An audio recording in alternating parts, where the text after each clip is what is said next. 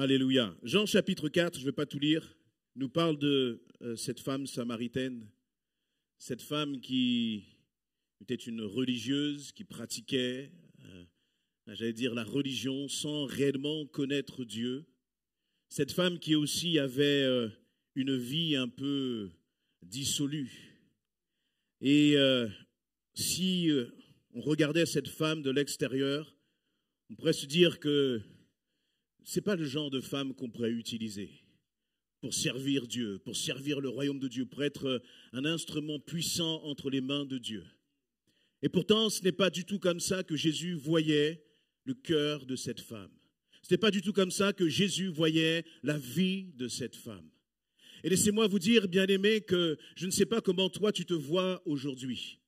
Je ne sais pas même comment tu vois par rapport à ton parcours, par rapport à ton passé. Tu peux avoir sur toi un regard complètement désabusé. Parfois même, on se dit, mais qu'est-ce que Dieu peut faire de ma vie? J'ai l'air tellement minable parfois. Et puis, d'autres personnes vont, pendant toute leur vie, se battre. Parce qu'ils ont un parcours, un début de vie qui est difficile. On va retrousser les manches. Et puis on va commencer à faire des efforts. Et puis on va commencer à avancer socialement, par exemple, dans la vie. Mais même en avançant socialement, on voit qu'il y a toujours un vide dans notre cœur. Il y a toujours comme un plafond de verre, quelque chose qu'on ne va jamais pouvoir atteindre par nos propres forces. Mais laissez-moi vous dire, bien-aimés, que nous qui avons été choisis par le Seigneur, Dieu veut faire de nous des hommes et des femmes d'influence. Et ça ne dépend pas de ton parcours, ça ne dépend pas d'où tu viens. Vous voyez, cette femme, elle nous a dit que c'est une Samaritaine. Les Samaritains étaient des gens qui étaient mal vus du peuple juif. Ils étaient mal vus des Hébreux. Et puis là, un jour, elle se lève, elle doit aller au puits pour aller chercher de l'eau. Et très certainement que quand elle va à ce puits, je ne sais pas ce qu'elle se disait dans sa tête. Mais arrivé à ce puits, il a eu une rencontre extraordinaire pour cette femme. Cette rencontre, c'est Jésus-Christ. Et laissez-moi vous dire que lorsqu'elle est repartie dans son village, tout a été changé, tout a été transformé. Il nous est dit dans Jean chapitre 4, à partir du verset 28, après que cette femme ait parlé avec Jésus, après qu'elle ait eu un temps de cœur à cœur avec Jésus, dans le verset 28, il nous est dit, alors la femme laissa là sa cruche, elle se rendit à la ville, et la voilà qu'elle se mit à dire autour d'elle, venez voir un homme qui m'a tout dit de ce que j'ai fait, et si c'était le Messie. Les gens sortirent de la ville pour se rendre auprès de Jésus, auprès de lui. Amen. Une femme qui était, j'allais dire, encore une fois, qui avait une vie presque sans valeur aux yeux des autres, presque sans valeur à ses propres yeux. Mais du moment où elle a rencontré Jésus, elle est devenue une femme d'influence. Elle est devenue une femme qui a changé, a impacté tout ce village, toute cette ville de la Samarie. Et vous savez, bien-aimés, la vision que le Seigneur a mise sur notre cœur dans cette église, c'est que nous soyons une église qui forme des disciples, qui eux-mêmes forment d'autres disciples dans l'amour. Être un disciple de Jésus-Christ n'est pas suffisant. Ce que le Seigneur veut, c'est que nous soyons des disciples qui engendront d'autres disciples. Et ça, ce n'est pas réservé à un pasteur, ce n'est pas réservé à un responsable de louange, c'est réservé à tous ceux que le Seigneur a appelés à faire partie de l'église essentielle. Mon frère, ma soeur, est-ce que tu te sens bien dans l'église essentielle? Est-ce que tu sens que le Seigneur là te met à ta place dans cette église? Et vous savez, l'église, ce n'est pas un monument. C'est pas, comment dire, quelque chose là qui est mort, et puis dans 10 ans, lorsqu'on revient, on la retrouve de la même façon. Non, l'église, elle est animée, elle est en mouvement, elle est animée par la vie de l'esprit. Et ce que le Seigneur dépose sur le cœur de cette église essentielle, c'est d'être une église justement qui forme des disciples, qui seront des disciples. C'est-à-dire un disciple qui aura de l'influence sur les autres, un disciple qui aura de l'impact sur les autres. Et si le Seigneur t'a placé dans cette église, si tu te sens bien dans cette église, si tu sens que c'est là que le Seigneur t'appelle, eh bien c'est parce qu'il t'appelle à être un acteur dans cette vision que le Seigneur a placée dans cette église. Paul va dire dans Philippiens chapitre 3, soyez mes imitateurs. Soyez mes imitateurs. Philippiens chapitre 3, c'est dans la version du Semeur, ma sœur, si tu affiches. je crois que verset 20, 17, merci. Philippiens chapitre 3, verset 17. Je vais lire à partir du verset 15. Nous tous qui sommes spirituellement adultes, ces derniers temps on a beaucoup parlé de la maturité spirituelle. Et Paul va dire aux bien-aimés de Philippe, nous tous qui sommes spirituellement adultes, c'est cette pensée qui doit nous diriger. Et si sur un point quelconque vous pensez différemment, Dieu vous éclairera aussi là-dessus. Seulement, au point où nous sommes parvenus, continuons à marcher ensemble dans la même direction. Suivez mon exemple. Dans d'autres versions, on aura « Soyez mes imitateurs ». Et c'est la même parole qu'on va retrouver dans 1 Corinthiens 11 à partir du verset 1. « Soyez mes imitateurs comme je le suis moi-même de Dieu ». Il va dire, suivez mon exemple, frères et sœurs, et observez comment se conduisent ceux qui vivent selon le modèle que vous trouvez en nous. J'ai été interpellé par cette parole, suivez mon exemple. On aurait pu se dire, mais il aurait pu dire, Paul aurait pu dire, suivez l'exemple de Dieu, suivez l'exemple de Jésus-Christ. Mais là, Paul, il va dire, suivez mon exemple. Laissez-moi vous dire que Paul, il est un peu comme cette femme samaritaine. Avant de connaître Christ, avant d'avoir fait cette rencontre avec Christ, ce n'est pas le genre de profil que j'aurais engagé pour être un homme selon le cœur de Dieu. S'il s'était présenté à un bureau d'embauche pour dire « Je veux te servir, Seigneur », il n'aurait même pas eu, j'allais dire, accepté pour être en contrat d'alternance. Il était un tueur de chrétiens avant de rencontrer Jésus-Christ. Et celui qui était un tueur de chrétiens, cette femme samaritaine qui était une femme de mauvaise vie, du moment où ils ont rencontré Jésus-Christ, ils sont devenus des influenceurs pour le royaume de Dieu. Quelle vie as-tu vécue avant de rencontrer Christ? Comment est-ce que tu étais avant de rencontrer Christ? Vous savez, on peut passer beaucoup de temps dans notre vie justement à se lamenter à cause de notre passé. On peut passer beaucoup de temps à se lamenter parce qu'on n'a pas eu la bonne éducation. On n'est pas né dans le bon pays. On n'est pas né dans la bonne famille du point de vue social. Peut-être même que tu n'as même pas eu tes parents pour t'accompagner, pour s'occuper de toi. Peut-être même que tu es né orphelin. Peut-être même que tu as eu des parents. Mais tu te dis c'est encore mieux si je ne les avais pas eus parce que les parents que j'ai eus n'étaient pas à la hauteur. Et on peut commencer à étaler justement tous les handicaps de la vie. Et puis on peut s'arrêter là. Et puis on peut même se condamner soi-même à force de regarder à notre passé. Mais laissez-moi vous dire que dès le moment où tu as rencontré Jésus-Christ, ta mentalité doit changer. Tu dois lécher les choses du passé. Tu dois laisser même les mensonges de l'ennemi. Parce que le travail de l'ennemi, c'est de nous faire croire qu'à cause de mon passé, je ne peux pas être utile entre les mains du Seigneur. Le travail de l'ennemi, c'est de continuer de te faire croire que tu ne pourras jamais rien faire, que tu ne pourras pas être utile pour les autres. Que ce soit pour Paul, comme je disais tout à l'heure. Vous voyez, ça devait être tellement bizarre finalement. Nous, on lit ça et puis on a tellement une image, idéalisée de l'apôtre Paul. Mais celui qui est en train d'enseigner à l'église de Philippe, celui qui est en train de dire « suivez mon exemple », il a eu un passé, comme toi tu as eu un passé avant de rencontrer Christ. Mais ce qui est bon, c'est que, après il va dire un peu plus loin, à partir du verset 18, car il en est beaucoup qui vivent en ennemis de la croix de Christ.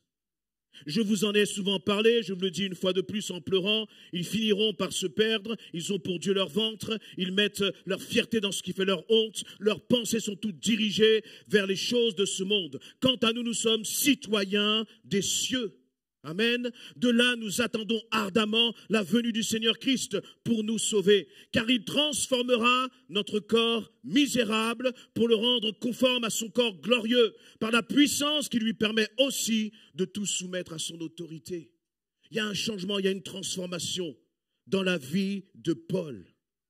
Juste avant, au verset 13, il dit « Non, frères et sœurs, pour moi, je n'estime pas avoir saisi le prix, mais je fais une seule chose. » Oubliant ce qui est derrière moi. Oubliant ce qui est derrière moi.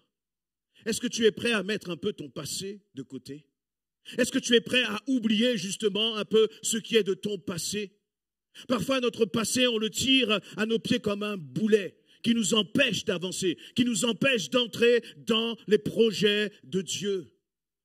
Mais vous savez, bien-aimés, pour pouvoir se dire que je veux être un exemple, je crois qu'il faut vraiment réaliser combien Christ, eh bien, te donne justement une nouvelle valeur. Tu as une vie nouvelle en Jésus-Christ. Tu as une vie nouvelle en Jésus-Christ.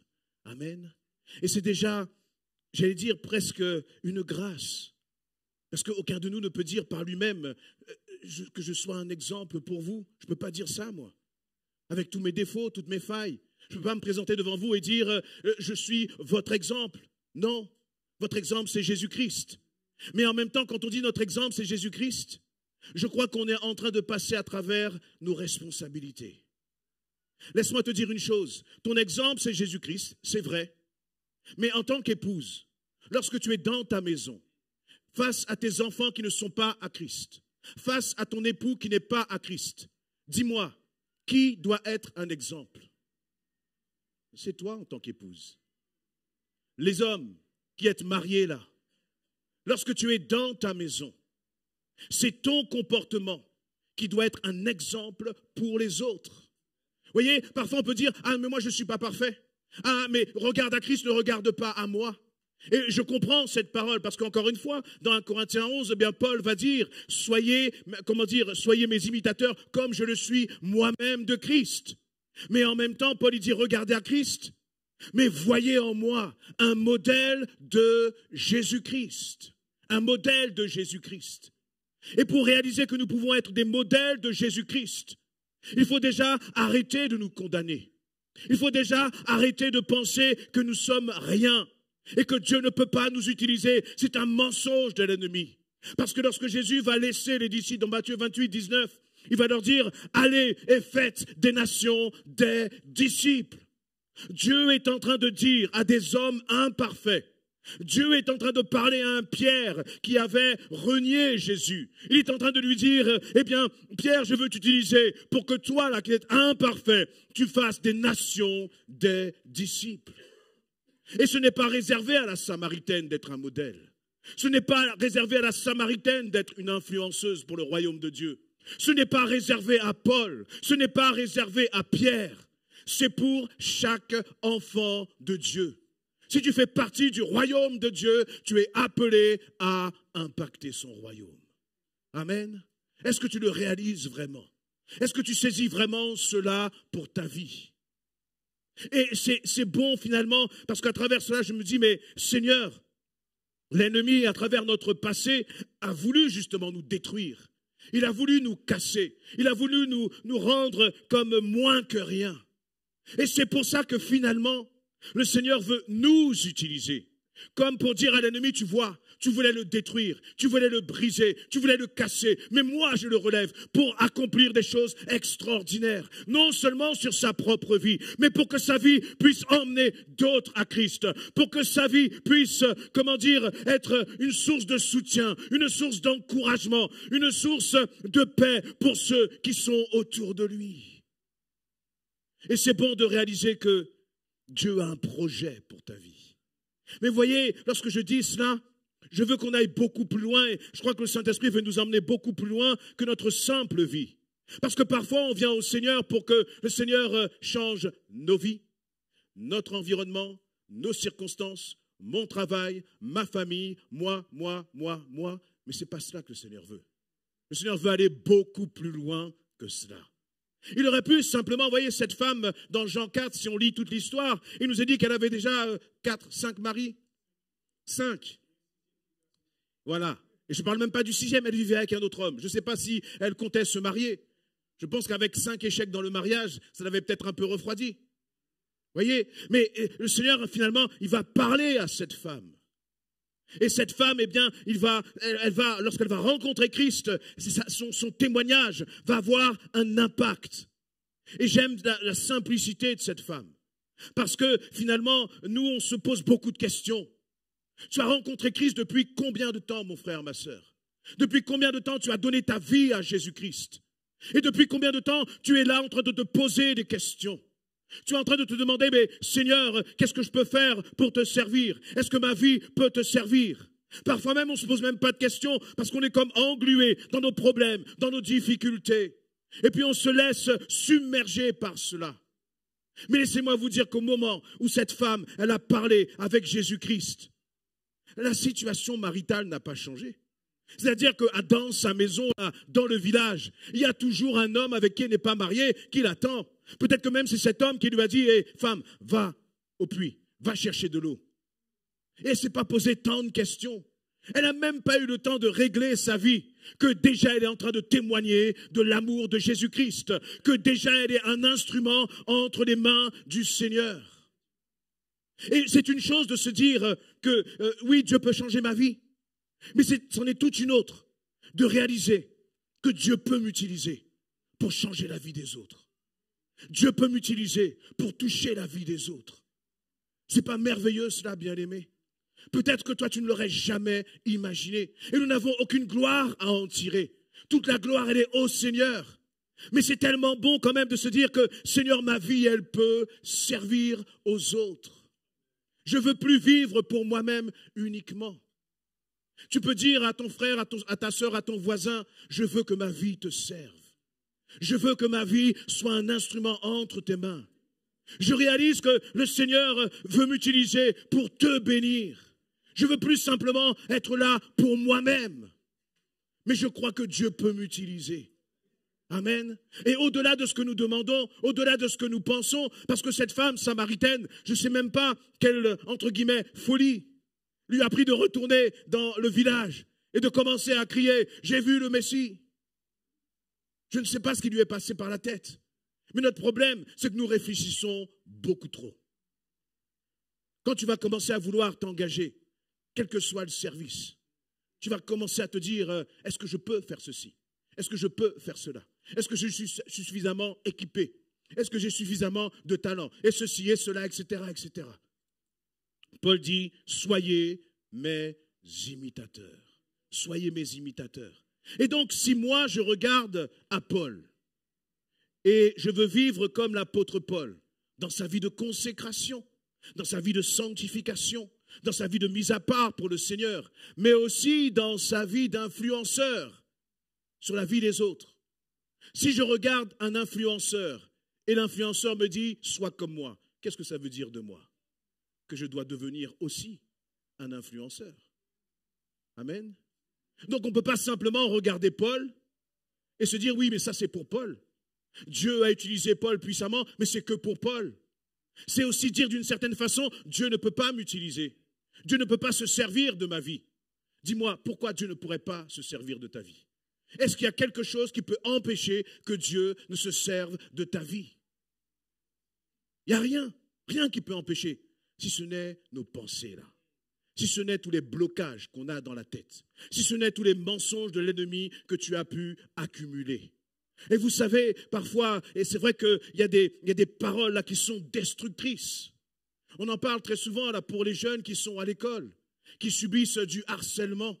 L'un commence à dire, à pointer du doigt, à te dire, tu es trop ceci, tu es trop cela, pas assez comme ci, pas assez comme ça. Et puis après, il y en a un autre qui commence à s'y mettre, et un autre, et un autre, et un autre. Et on commence à croire à tous ces mensonges. Et finalement, nous sommes façonnés, et notre vie, elle est façonnée par ces mensonges. Mais Dieu, lui, veut se servir de toi. Et c'est une grâce extraordinaire. C'est une grâce merveilleuse de réaliser que ma vie, elle peut avoir un impact sur la vie des autres. Et ça, c'est réservé pour nous tous. Pour nous tous. Il n'y a pas de gens exceptionnels dans cette église. Ou, je dirais, il n'y a que des gens exceptionnels. Amen. Vous préférez cette version peut-être. Amen. Il n'y a que des gens exceptionnels. C'est-à-dire que des gens pour lesquels le Seigneur dit, je veux faire de grandes choses avec ta vie. Alors attention, moi je ne suis pas là pour briller. C'est-à-dire faire des grandes choses, ce n'est pas être sur une estrade et parler, non. Faire des grandes choses, c'est même dans le contact, un à un, avec ton frère, avec ta sœur. Lui apporter une parole, déposer une parole sur son cœur qui va l'encourager, qui va lui faire du bien, qui va l'aider peut-être à sécher ses larmes, qui va peut-être l'aider aussi parfois à le corriger parce qu'il est en train de s'éloigner du Seigneur. Et vous voyez, Jésus, dans ce récit de Jean 4, Ils sont seuls à seuls en train de parler. À tel point que même les disciples, ils sont surpris de voir Jésus parler avec cette femme. Mais juste dans cette relation-là, juste dans cette discussion, dans cet échange cœur à cœur de Jésus avec cette femme samaritaine, il va y avoir comme un effet boule de neige. Il va y avoir comme toute cette ville qui va être touchée lorsque cette femme, elle va aller vers la ville. Elle va dire ce qu'elle a vécu. Elle va raconter ce qu'elle a vécu avec Jésus. Et lorsque tu commences à servir le Seigneur, lorsque tu commences à mettre tous les mensonges de l'ennemi de côté, tu ne sais pas à quel point Dieu peut faire des choses extraordinaires. Ne cherchons pas l'extraordinaire pour l'extraordinaire, mais faisons simplement les choses par amour. Qu'est-ce qui animait le cœur de Jésus lorsqu'il est en train de parler à cette femme samaritaine? Il a simplement compassion de cette femme. Parce que Jésus, lui, connaît le vécu de cette femme. Il connaît ses souffrances. Il connaît peut-être, l'état de désabusement, je ne sais pas si ça se dit, hein, dans lequel elle se trouve, après toutes les déceptions qu'elle a vécues. Et Jésus va avoir la compassion pour cette femme. Et il va lui parler cœur à cœur. Et ce qui est intéressant, c'est que aujourd'hui, si on va près de ce puits et qu'on rencontre une femme samaritaine, Jésus, lui, ne sera plus près du puits. Il y aura toujours des femmes samaritaines. Il y aura toujours des hommes et des femmes brisés. Il y aura toujours des hommes et des femmes blessés. Et vous savez qui le Saint-Esprit va envoyer près de ces hommes et de ces femmes blessés auprès de ce puits? Jésus ne redescendra pas de son ciel de gloire. C'est toi qu'il va envoyer. C'est moi qu'il va envoyer. Pour parler justement à ceux qui en ont besoin. Et vous savez ce qui se passe trop souvent? C'est que lorsque nous allons commencer à nous diriger vers ce puits, lorsque nous allons commencer à voir cette femme samaritaine, lorsque tu vas commencer à voir ton mari, tes enfants, tes collègues de travail qui sont blessés, qui sont cassés, tu vas commencer à te dire, mais est-ce que moi je peux parler de Jésus? Je ne connais pas de verset par cœur. Je ne saurais même pas quoi dire. Et puis moi-même, je ne suis même pas digne parce que je dois déjà mettre ma vie en ordre. Vous voyez, on va commencer à se poser beaucoup de questions. Et finalement, je crois que de son ciel de gloire, Jésus va dire, mais il y a 2000 ans, moi j'étais auprès de ce puits, en train de parler à cette femme. Mais j'ai mis mon esprit en toi, te dit le Seigneur, pour que toi, maintenant, tu ailles auprès de ceux qui sont dans le besoin et qui ont besoin d'entendre ma parole, qui ont besoin de recevoir une parole de vie, qui ont besoin de recevoir une parole de délivrance. Bien-aimé, le Saint-Esprit te dit, cesse avec tous tes blocages là dans la tête. Cesse avec ta timidité qui ne sert pas le Seigneur, qui t'empêche d'entrer dans les projets que Dieu a pour toi. Le Seigneur te dit, je sais que tu as des blessures. Je sais que parfois on a même abusé de toi.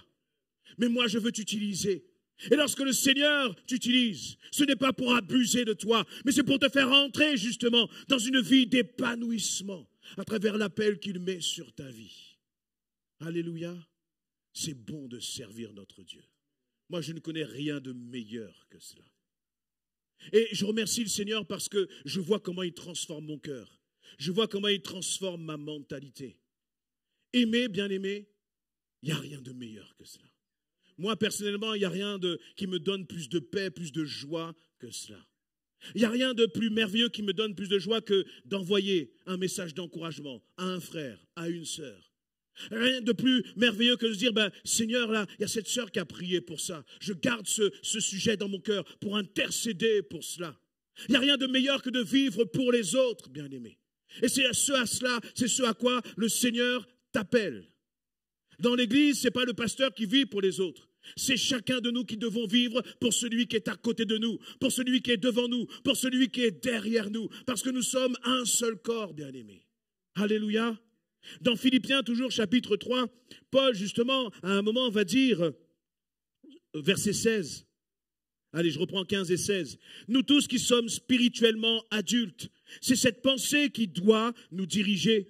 Et si sur un point quelconque vous pensez différemment, Dieu vous éclairera aussi là-dessus. » Le verset 16 qui m'intéresse, « Seulement, au point où nous sommes parvenus, continuons à marcher ensemble dans la même direction. » Marcher ensemble. La vie chrétienne, ce n'est pas une vie où on est seul dans son coin, isolé. La vie chrétienne, c'est une vie où, au contraire, on se dit, je veux mettre ma vie au service des autres. au service de mes bien-aimés. Et lorsque tu vas commencer à mettre ta vie au service des bien-aimés, tu vas voir les choses extraordinaires que Dieu a mis dans ton cœur, mais que tu ne pourras jamais réaliser si tu n'es pas dans une dimension de renoncer à toi-même pour donner ta vie pour les autres. Finalement, cette femme, elle a vécu quelque chose d'extraordinaire, cette Samaritaine, au moment où elle a commencé à rentrer dans ce village, à retourner dans le village. Et où au moment où elle a commencé à partager cette rencontre. Et j'imagine, 15 jours ou une semaine après ce récit, cette femme, elle est dans son village. J'ose espérer que sa vie a changé, qu'elle a mis sa vie en ordre devant le Seigneur, parce qu'il ne s'agit pas de continuer de marcher dans le péché, il ne s'agit pas de continuer de marcher dans la désobéissance alors qu'on a rencontré Christ. Et donc j'ose espérer que cette femme, elle a mis sa vie en ordre avec le Seigneur. Mais vous imaginez cette femme dans sa maison, elle est en train de penser à l'avant, l'après. En train de se dire, mais avant, j'étais cette femme très certainement pointée du doigt. Moi-même, j'avais honte de ma mauvaise vie. J'avais honte de ma propre vie. Et maintenant, j'entends des hommes et des femmes dans le village en train de parler de Jésus-Christ. Maintenant, j'entends des hommes et des femmes, des familles réconciliées. Pourquoi? Parce que cette femme, un jour, elle a été dans ce village et puis elle a rencontré ce qu'elle a reçu de Christ. Mais j'aimerais vraiment qu'on puisse se mettre là, dans la peau de cette femme, et se dire, mais moi aussi, je me sens tellement indigne parfois, tellement inutile parfois. Et en même temps, je crois que Dieu peut faire des choses extraordinaires. Alléluia. Est-ce que tu le crois pour ta propre vie?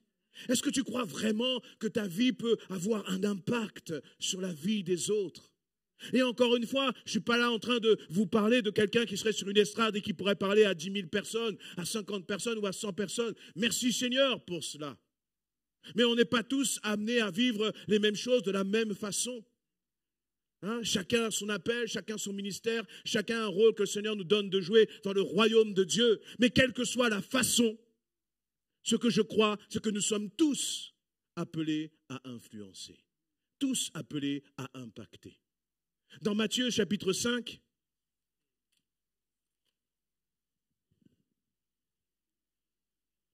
verset 13, Matthieu 5, 13, vous êtes le sel de la terre. Si ce sel perd sa saveur, avec quoi la salera-t-on? Ce sel ne vaut plus rien. Il n'est bon qu'à être jeté dehors et piétiné. Vous êtes la lumière du monde. Tu peux dire, je suis la lumière du monde. Amen. Des fois, on le dit comme ça. Mais c'est vrai que parfois, avec tout ce qu'on peut vivre, ce n'est pas toujours évident de le réaliser. On se laisse, écraser justement par nos propres condamnations. Mais le Seigneur dit, tu es la lumière du monde. Tu es la lumière du monde. Et il dit, une ville au sommet d'une colline n'échappe pas au regard. Il en est de même d'une lampe. Si on l'allume, ce n'est pas pour la mettre sous une mesure de grain. Au contraire, on la fixe sur un pied de lampe pour qu'elle éclaire tous ceux qui sont dans la maison. C'est ainsi que votre lumière doit briller devant tous les hommes, pour qu'ils voient le bien que vous faites et qu'ils en attribuent la gloire à votre Père céleste. Vous voyez, c'est là la difficulté finalement. Je suis la lumière du monde. On va dire, nous sommes la lumière du monde. Comme ça, c'est un peu moins sur moi, d'accord? Vous pouvez dire avec moi, je suis la lumière du monde. Je suis la lumière du monde. Amen. Et là, la difficulté, c'est que le Seigneur dit, la lumière, elle est faite pour être vue. Elle est faite pour éclairer les autres. Et parfois, on se dit, mais je n'ai rien à apporter aux autres. Je suis trop timide. Et puis, on a toujours plein de raisons pour finalement ne pas être cette lumière que Dieu veut que nous soyons. Ce que je crois, c'est que si Christ est en toi, tu es automatiquement la lumière du monde. Et c'est ce que la parole nous dit. Vous êtes la lumière du monde. Il n'est pas dit, si vous faites ceci, si vous faites cela, vous êtes la lumière du monde. Non, vous êtes la lumière du monde. Quel est le problème? C'est que la lumière que tu es, parfois, au lieu qu'elle puisse éclairer les autres, au lieu qu'elle puisse servir les autres, au lieu qu'elle puisse être une lumière qui encourage les autres, toi, ce que tu fais, tu prends la lumière que tu es, hop là, et tu te caches. Alors oui, tu es une lumière, mais à quoi ça sert? À quoi ça sert, mon frère, ma sœur, d'avoir rencontré Jésus-Christ? À quoi ça sert un jour d'avoir été près du puits, d'avoir fait une rencontre extraordinaire avec le Seigneur pour aller te cacher comme si tu n'avais jamais rencontré Jésus-Christ? À quoi ça sert? Je ne sais pas combien on est dans cette salle, mais si on est 200, il y a 200 lumières de Jésus-Christ ici. Et il y a combien qui se cachent encore derrière une chaise? Combien qui se cachent encore dans un coin? Vous savez ça, c'est une pensée du diable. C'est une pensée du diable, parce qu'il voudrait que tu sois une Samaritaine qui reste au puits, qui rentre tranquillement, en silence, chez toi, dans le village, sans rien dire à personne. Alors que Christ a changé, alors que Christ a transformé, alors que Christ a opéré une œuvre extraordinaire dans ta vie. Mais cette œuvre extraordinaire, elle n'est pas pour toi. Elle n'est pas pour toi seul. La femme samaritaine, elle aurait pu rentrer chez elle et dire juste à son concubin, tu sais, j'ai rencontré Jésus. Il faudrait qu'on se mette en règle devant le Seigneur. On fait ça discrètement. Et puis après, on continue notre petite vie. Ce n'était pas à ça que le Seigneur l'avait appelé. Et je crois que ce n'est pas à cela que le Seigneur nous a appelés. Il nous a appelés à briller pour sa gloire. Pour sa gloire. Alléluia. Et vraiment, je crois que le Seigneur veut que nous puissions sortir là de nos enfermements. Il y a combien qui doivent se lever pour servir le Seigneur? Vous savez, la notion même, la dimension même du baptême dans le Saint-Esprit. Vous voyez, pour servir Dieu avec efficacité. Le Seigneur avait dit aux disciples dans Actes chapitre 1, vous resterez ici, là, à Jérusalem. Et puis vous recevrez une puissance. Le Saint-Esprit surviendra sur vous. Et vous serez mes témoins. Le baptême dans le Saint-Esprit, ce n'est pas pour juste parler en langue. Ce n'est pas juste pour se faire plaisir et avoir des sensations. Ce n'est pas juste pour le fait que quand on va prier pour des gens, ils vont tomber par terre. Non, ça n'a rien à voir avec tout ça. Le baptême dans le Saint-Esprit, c'est pour être efficace entre les mains du Seigneur. Mais efficace sur la vie des autres. Être efficace sur la vie des autres, bien-aimés. Et donc, et c'est vraiment cela, ce à quoi le Seigneur nous appelle chacun d'entre nous. Chacun d'entre nous. Et pendant que je suis en train de parler, je demande au Saint-Esprit là de briser là toutes les pensées dans ton cœur, dans ta tête, dans ton esprit, tout ce qui vient du passé. Je demande au Saint-Esprit de déraciner cela. Tout ce qui vient bloquer là, ton avancement avec le Seigneur, j'ordonne que cela disparaisse dans le nom de Jésus-Christ. Afin que tu puisses être comme cette femme samaritaine, changée, transformée, utile entre les mains du Maître pour impacter la vie des autres. La vie des autres. Tu peux remettre, ma sœur, ce verset dans Matthieu 5 qu'on a lu.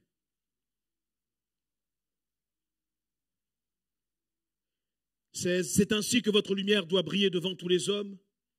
C'est bien de briller, mais qu'est-ce qu'on va voir? Qu'est-ce qu'on va voir? Il dit pour qu'ils voient quoi? Le bien. Le bien que qui fait? Que nous faisons. Que nous faisons. Et c'est ça parfois qui nous fait un peu peur. C'est facile de rester dans son coin, caché, d'être là comme, vous voyez, tout à l'heure dans ce don spirituel, il parlait de cela. Tu es là, tu es en apparence, mais Dieu veut t'utiliser pour qu'on voit le bien à travers ta vie. Et là, si on ouvre un peu les rideaux là, et qu'on voit comment tu te comportes lundi, mardi, mercredi, jeudi, vendredi, samedi. Je laisse le dimanche, on est là le dimanche. On est tous beaux, on est tous jolis le dimanche, on est tous gentils. Mais tous les jours de l'autre jour de la semaine, qu'est-ce que tes collègues de travail voient? Qu'est-ce que ton épouse, ton époux voient? Qu'est-ce que les membres de ta famille voient? Qu'est-ce que les gens de ton voisinage voient de toi? Est-ce qu'ils voient de toi le bien que tu fais? Est-ce qu'ils voient de toi le bien que tu fais? Et c'est là où parfois, on préfère se dire, je ne veux pas m'engager. Parce que finalement, se dire, Seigneur, je veux que les autres puissent m'imiter, ça nous oblige. Ça nous oblige. ça m'oblige, moi, à marcher justement selon le Seigneur. Là, quand j'étais chez ma famille en Martinique ces derniers jours, je n'avais presque qu'une obsession. C'est lorsqu'on se rencontre avec la famille, lorsqu'on se voit avec la famille, que je fasse attention à mes paroles, que je fasse attention à ma conduite, pour être quoi? Un influenceur. Vous savez, lorsque vous vous retrouvez avec un groupe, et puis que dans ce groupe, ça commence à parler de tout et n'importe quoi, vous avez deux possibilités. Soit vous allez dans le sens, ou soit, eh bien, vous vous positionnez en tant qu'enfant de Dieu. En tant qu'enfant de Dieu. Et en plus, moi, j'ai la blague rapide, comme on dit. Parfois, quand je commence à rigoler, là, je mets même un peu d'huile sur le feu. Mais j'ai toujours dans cette pensée en moi qui dit, attention, il ne faut pas passer les limites. Pourquoi? Parce qu'il faut que les hommes voient en moi Christ. Christ. Amen. Et ça, c'est valable pour chacun d'entre nous. Parce que, eh bien, le pasteur, les anciens ne peuvent pas aller dans votre famille à votre place. Déjà, nous, on doit nous gérer nous-mêmes. Hein? On doit nous gérer nous-mêmes pour être des modèles. Donc, on ne peut pas être un modèle à votre place, bien-aimés. Et vous savez, ces modèles-là ne dépendent pas des circonstances. Ça ne dépend pas de... parfois, on veut que des choses, des situations se règlent avant de dire, oui, mais Seigneur, là, je souffre trop, ce n'est pas le moment que je sois un modèle, ce n'est pas le moment que tu puisses te servir de ma vie. Une fois que j'aurai réglé ça, alors je vais te servir. Une fois que j'aurai réglé ceci dans ma vie, alors je serai un influenceur. Mais laissez-moi vous dire que cette femme samaritaine, elle n'a pas attendu. Elle a rencontré Jésus, elle a influencé. Elle a influencé. Et dans Actes chapitre 4, ça m'interpelle toujours ce passage de Pierre et de Jean. Vous savez, ils viennent de guérir le paralytique là, qui se trouvait aux portes du temple, à Belle Porte. À Belle Porte, voilà, j'ai toujours... C'est bien. Et puis, eh bien, le fait d'avoir servi le Seigneur, ça a créé quoi? Des problèmes. Ça leur a créé des difficultés. Ça leur a créé presque leur première persécution. Ils ont été convoqués par les chefs religieux qui leur ont demandé de se taire. Ils ont été menacés. Et puis, dans Actes chapitre 4, ils vont dire, eux, face à la menace, et j'aime leur réaction, on va dire verset 27 pour vous donner un peu de contexte. En effet, c'est bien une ligue qu'Hérode et Ponce Pilate, les peuples étrangers et les peuples d'Israël ont formé dans cette ville contre ton saint serviteur Jésus que tu as choisi comme Messie. Donc ils sont en train de dire il y a des oppositions. C'est pas facile de servir Jésus-Christ. C'est pas facile d'être une servante, un serviteur de Christ.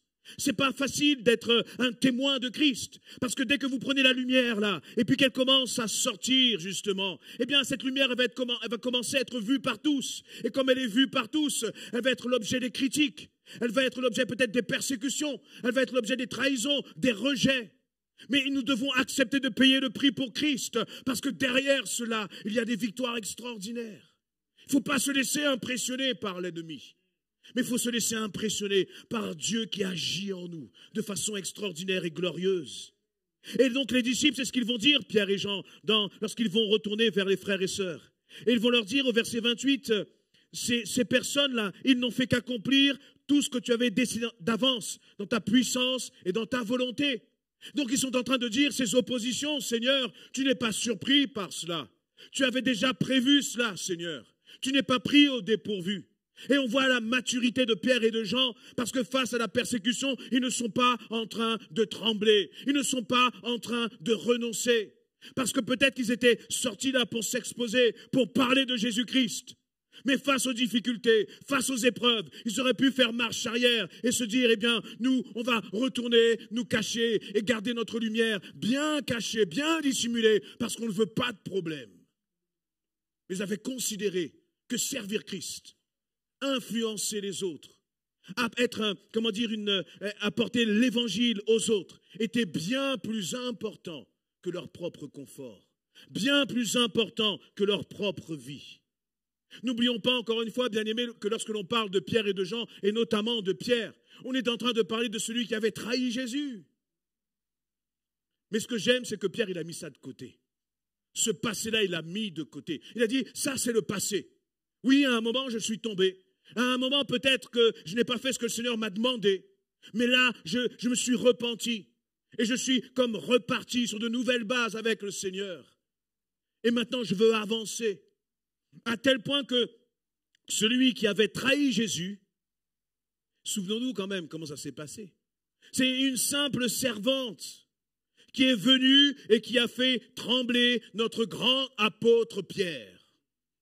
Une simple servante l'a fait trembler, une simple servante l'a fait tomber. Elle lui a dit, mais toi, je te reconnais, tu faisais partie de ceux qui étaient avec Jésus. Et lui, il a dit, mais je ne connais pas. Celui dont tu parles là, je n'étais pas avec lui. Ce même Pierre va dire ceci dans ce verset 29. Maintenant, Seigneur, vois comme il nous menace. Et donne à tes serviteurs la force d'annoncer ta parole avec quoi? Avec une pleine assurance. Alléluia. Étends ta main pour qu'il se produise des guérisons. Étends ta main pour qu'il se produise des miracles et d'autres signes au nom de ton saint serviteur Jésus. Alléluia.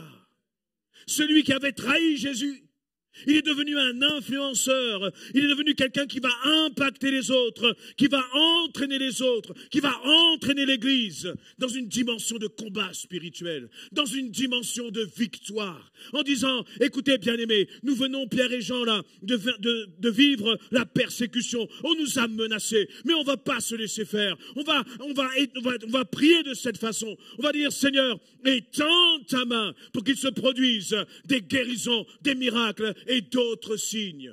Pierre a été utilisé puissamment, mais encore une fois, pas parce qu'il s'appelait Pierre, mais parce qu'il avait décidé de faire confiance au Seigneur. Pas parce qu'il s'appelait Pierre, mais il a été utilisé parce qu'il avait compris qu'il était un instrument entre les mains du Seigneur. Tu es un instrument entre les mains du Seigneur. Et il est temps que tu comprennes que Dieu veut t'utiliser puissamment, puissamment. Vous savez, on ne comprend pas toujours les parcours et les chemins que Dieu utilise. Mais ce que je sais, c'est que pour chacun de nous, Dieu veut faire de grandes choses. Il cherche juste des Gédéons, voyez, ou des David. Vous vous souvenez comment ça a commencé pour David? Il était juste là en train de garder les moutons de son père, Isaïe. Et puis, lorsque son père est venu, eh bien, ils l'ont même oublié, lui. On a dit, va chercher tes fils. Parce que dans les fils là du père, il y avait un roi que Dieu avait choisi. Et puis le père a été chercher tous les fils, sauf qui? Sauf David. Mais c'était celui-là que Dieu avait choisi. Amen. Et peut-être que toi aussi, tu ne donnerais pas un centime sur ta vie. Mais sauf que je crois que si tu es là, c'est parce que Dieu t'a choisi. Si tu es là, c'est parce que Dieu t'a appelé. Quel que soit ce qui se passe et les difficultés que tu as dans ta maison, dans ta propre vie, dans ton célibat, dans ton couple, dans ton travail, etc. Dieu n'est pas un Dieu qui fait en fonction des circonstances. Il est le Dieu des circonstances. Et c'est lui qui transforme les circonstances pour que ses plans, sa volonté s'accomplissent, bien-aimés. Amen. Et je veux vraiment que tu saisisses cette vérité pour ta vie aujourd'hui. Que tu dises, Seigneur, je veux avancer. J'en ai assez de rester sur place. Ce n'est pas une question d'années. Combien d'années s'est-il passé entre le moment où la femme samaritaine rencontre Jésus au puits et puis elle descend au village? Il n'y a même pas une question peut-être de minutes. Je ne sais pas à quelle distance, du puits se trouvait le centre du village. Mais ça n'a pas pris longtemps. Laissez-moi vous dire, pour vous et moi, ça a déjà pris trop de temps. Trop de temps. Parce que Dieu a des choses extraordinaires à faire. Il a des choses extraordinaires à faire à travers la vie de chacun d'entre nous. Amen. Et ce n'est pas une question de caractère. Vous savez, dans ce monde, on va dire, oui, toi tu as le caractère d'un leader, d'un meneur ou de je ne sais quoi. Ça peut fonctionner pour les choses de ce monde. Mais jamais le Saint-Esprit te dira, tu as le caractère d'un leader. Jamais. Ça n'existe pas. Ça ne fonctionne pas comme ça. Parce que si ça fonctionnait comme ça, ça voudrait dire qu'on agit par la chair. Le Seigneur n'a pas besoin de notre chair. Dans Philippiens chapitre 3, si on revient un peu dans ce passage, c'est d'ailleurs ce que va dire Paul. Il va donner un peu comme son CV. Et puis, dans les versets du verset 2 jusqu'au verset 6, il va nous faire toute une description de son parcours de vie avant d'avoir rencontré Jésus-Christ. Et puis au verset 7, Paul va dire, Philippiens 3, 7, « Toutes ces choses constituaient à mes yeux un gain. » Il est en train de dire, vous savez, j'ai un parcours. J'ai une éducation, j'ai une formation qui ferait de moi un super leader, un influenceur, quelqu'un qui pourrait impacter. Et tout cela, je le voyais comme un gain. Ne regarde pas comme un gain la taille de ta voiture, la taille de ta maison, le nombre d'années d'études que tu as fait. Ça n'a aucune valeur devant le Seigneur. Ce qui a de la valeur, c'est ce que va dire Paul. Je considère toute chose comme une perte à cause de ce bien suprême, la connaissance de Jésus-Christ, mon Seigneur. Alléluia. Ce que tu as besoin de plus, ce n'est pas de savoir si tu es capable ou pas. Ce dont tu as le plus besoin, c'est de continuer de connaître Jésus-Christ. C'est ça ton gain. Mon désir est d'être trouvé en lui, non pas avec une justice que j'aurais moi-même acquise en obéissant à la loi, mais avec la justice qui vient de la foi en Christ et que Dieu accorde à ceux qui croient. C'est ainsi que je pourrais connaître Christ, c'est-à-dire expérimenter la puissance de sa résurrection et avoir part à ses souffrances en devenant semblable à lui jusque dans sa mort, afin de parvenir, quoi qu'il arrive, à la résurrection. Alléluia. Il a mis toutes ces choses de côté. Lorsque tout à l'heure nous avons lu le passage qui disait « Mais moi je vais de l'avant, je cours » en oubliant le passé. En fait, il a tout oublié. C'est-à-dire qu'il a oublié ses diplômes. Il a oublié tout l'honneur que les hommes lui portaient. On voyait très certainement en lui un grand pharisien. On voyait très certainement en lui un grand chef religieux. Un homme qui peut-être allait influencer justement par rapport à la religion juive. Il a mis tout cela de côté. Il a mis tous les honneurs des hommes de côté. Il a mis son propre regard sur lui-même de côté. Vous savez, il se croyait tellement saint qu'il se permettait d'aller tuer ceux qui croyaient en Jésus-Christ. Mais il a mis tout cela de côté. Pour dire la seule chose qui compte finalement, c'est Christ en moi et ma foi en Christ. Vous savez, lorsqu'on croit qu'on ne peut pas, on n'est pas suffisamment, je ne sais quoi, pour servir le Seigneur, c'est que finalement nous n'avons pas foi en Christ. C'est que finalement nous croyons que Christ n'est pas capable de m'utiliser comme lui, il le veut. Si c'était par moi-même, je ne serais pas là en train de vous parler, bien-aimés. Parce que j'étais justement celui qui se cachait là, derrière. D'ailleurs, quand on était en vacances avec les cousins, les cousines, etc., vous voyez, on se remémorait un peu quand on était jeune. Et il me rappelait justement combien moi, il me voyait le gros planqué là. Vous voyez, on allait chez la famille et moi, j'étais tellement timide, j'avais tellement peur de parler aux autres que je prenais un livre, n'importe quel livre. Vous mettez même une encyclopédie, même un dictionnaire. Ça n'a pas de sens de lire un dictionnaire. Et même moi, je lisais un dictionnaire. Voilà. Pendant que tout le monde était en train de s'amuser, tout le monde était en train de discuter, eh bien moi, parce que je pensais que je n'avais rien à dire d'intéressant. J'avais même peur qu'on me contredise. Et si je disais quelque chose, je me disais, mais comment vont penser les autres? Qu'est-ce que vont penser les autres? Alors que j'avais la lumière de Christ en moi, et j'étais là, caché derrière une chaise. Mais tant que j'étais caché, j'étais inutile entre les mains de mon maître. Et quand j'ai décidé de sortir, vous savez, on le fait tous ces prières, ou plutôt ceux qui sont timides, vous voyez de quoi je parle. Seigneur, délivre-moi de la timidité. Mais ça fait longtemps que tu es délivré, mon frère, ma sœur. Mais sauf que toi, tu es délivré, mais tu es toujours caché derrière ta chaise. C'est ça ton problème. Et Dieu ne va pas enlever la chaise, parce qu'il a déjà tout accompli. Sors de derrière la chaise et dis, Seigneur, je veux te servir. Si on se moque de moi, si je me trompe, si je raconte peut-être des choses que je n'aurais pas dû dire, Seigneur, fais-moi grâce. Et dans ta grâce, tu vas me faire avancer. Dans ta grâce, tu vas me faire grandir. Dans ta grâce, tu vas te servir de ma vie pour être un instrument entre tes mains. Alléluia. Et vraiment, bien-aimés, je voudrais vraiment que vous puissiez considérer que si je vous parle, que lorsque le pasteur Patrice prêche, que d'autres bien-aimés qui viennent ici prêchent, nous n'avons rien de spécial. Nous n'avons rien de spécial. Mais c'est simplement de dire un jour, Seigneur, allez, fais ce que tu voudras. Fais ce que tu voudras de ma vie. Beaucoup sont passés par les eaux du baptême. Beaucoup ont dit, Seigneur, fais ce que tu voudras de ma vie.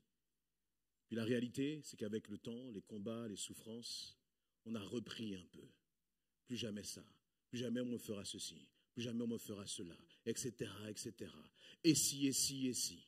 Et puis finalement, on a presque récupéré les 3/4 de notre vie pour laisser la petite part du dimanche au Seigneur. Dieu veut tout de toi. Dieu veut tout de toi.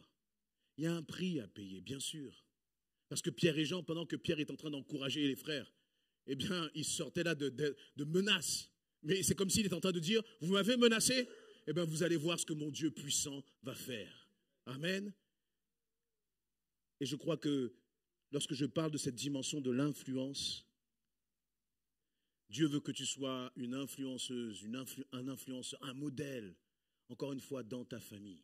Et considère que plus il y a de souffrance, plus c'est l'occasion de manifester et d'impacter. Je crois même que la souffrance, c'est une sorte de multiplicateur de l'impact. Pourquoi? Pourquoi le témoignage de cette femme samaritaine nous touche tellement? Mais parce que cette femme, elle avait une vie détruite. Et il y a un contraste entre cette vie détruite et ce que Dieu a fait d'extraordinaire. Pourquoi la prière de Pierre et de Jean nous touche tellement? Eh bien, c'est justement parce qu'ils étaient dans un temps de persécution.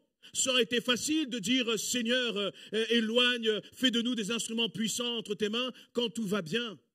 Mais c'est parce qu'ils étaient dans un temps de combat, de persécution, que leur influence, elle a de la valeur. Vous voyez, les mêmes Pierre et Jean qui viennent devant le peuple, qui viennent devant l'Église, et qui disent à l'Église ce qu'on a lu là dans Acte 4, on peut le relire rapidement. Et je vais demander au groupe de louanges s'ils veulent bien s'approcher pour nous impacter par la louange. Ils vont dire, Acte 4, 29, « Maintenant, Seigneur, vois comme ils nous menacent et donne à tes serviteurs la force d'annoncer ta parole avec une pleine assurance. » Vous savez, ces paroles-là, on peut les réciter, et les dicter comme une sorte de, comme quelque chose de théorique. Mais pour Pierre et Jean, ce n'était pas de la théorie. Ils étaient vraiment menacés. Et j'aime bien le fait qu'ils rappellent la dimension de la menace. C'est-à-dire qu'ils sont en train de rappeler la dimension du combat, de la souffrance, de l'épreuve, de la difficulté.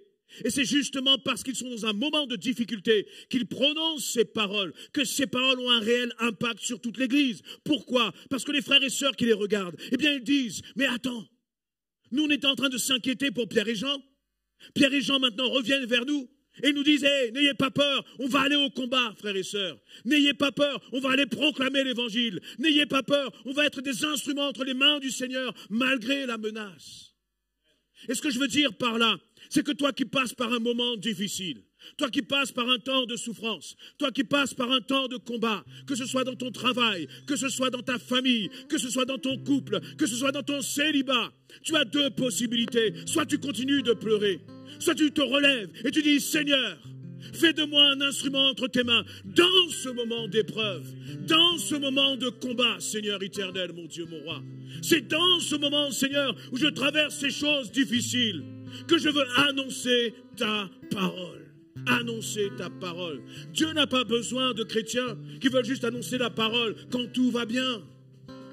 Je le redis, la menace, la persécution, l'épreuve sont un multiplicateur de l'influence et de l'impact que Dieu veut mettre dans ta vie, sur la vie des autres.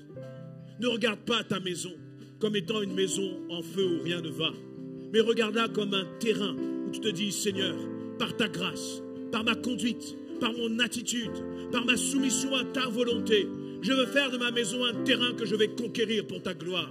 Je veux faire de mon couple un terrain que je vais conquérir pour ta gloire, Seigneur, dans le nom de Jésus-Christ.